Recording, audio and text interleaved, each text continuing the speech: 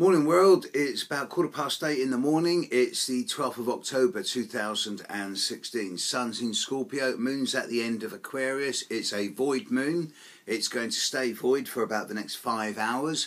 The moon changes sign UK time about 18 minutes before 2 this afternoon. Adjust for your own relevant time zones.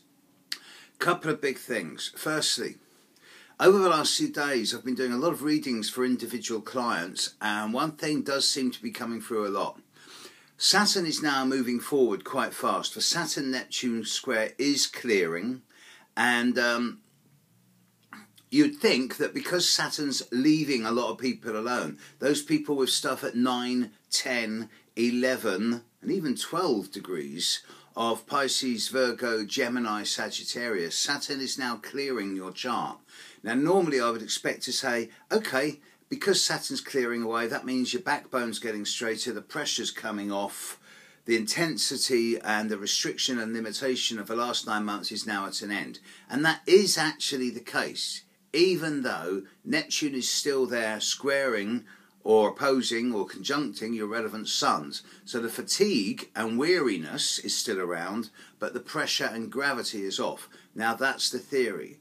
But what actually seems to be happening is that a lot of these people, even though Saturn's leaving them alone, all of a sudden they seem to be going downhill really fast. And if you're one of these people, if Saturn's just left you alone, but all of a sudden things seem to be getting worse, it's a kind of inverse effect. It won't last long. It will only last for a few more days, and then you really should start picking back up. So if you're one of those people born from over 9 to 12 degrees of the mutable signs, hang in there. Within a week, you really will start picking back up again. Also, as of now, and for the next 2 weeks, well, 10 days, Mars in the sky is coming up to conjunct Pluto. I'll deal with this on a much more personal level tomorrow, talking about whom at the individual level it's affecting and giving examples of it tomorrow. Maybe later today if I get the chance. But at a global level, Mars in Capricorn, it likes being there. It's effective, it's efficient, it brings a lot of hard work, it's capable of extremes of physical action in a really positive way. Pluto in Capricorn, although it's a sort of 15-year transit, 16-year transit, it is shaping, reshaping and transforming our attitudes towards government, whether it's government of our own individual lives or global and world government. And we're seeing the end of huge blocks of government and the emergence of much more smaller, more assimilated and integrated states, groups, corporates, people. When Mars and Pluto come together, it's explosive.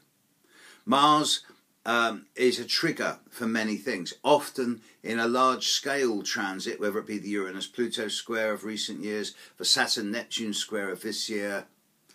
Whenever Mars passes on one of those big aspects, it triggers it and brings some type of action. Mars conjunct Pluto is one of the, if not the, most volatile and dynamic transit one can have. It's going to bring a sense of Mars action. Mars is red, or it's orange, it governs blood. It's about aggression, warfare and violence, bravery, heroism and courage. It's explosive by nature. Coming up to conjunct Pluto, which is subversive, which can be manipulative. It's also very transformative and regenerative. It suggests to me that over the coming week, week and a half, there's going to be a vastly increased level of intensity, compulsive and obsessive behaviour by leading figures in the world light, in the political system, everywhere around the world. That the extremism of the words and the actions that are going to be coming out are going to be getting stronger. And there's even the potential for an element of sudden, incisive action Not so much a large catastrophe, more of an incisive action. It's not so much like a lump hammer or a sledgehammer, it's more like a homeopathic laser or a scalpel. It wouldn't surprise me if there were to be some type of surgical strike, some type of targeted explosion. And I don't mean a big explosion, I mean a small one, but one that's very specific and aimed at a specific target. At the same time, Mars conjunct Pluto can also bring Herculean efforts for transformation and positivity. And you'll be absolutely sure we're going to see some heroic stories of people putting maximum effort into alleviating the lives of those who are really suffering, such as in the refugee camps, etc., etc. The theme of this is that over the next 10 days or so, through to about the 22nd, 23rd of January, things are going to get a little bit more intense for many of us. Not all of us, but many of us. And that's going to spill over into the general population. So Mars is coming to conjunct Pluto. Antennae up, shields up, Teflon coated, and caution.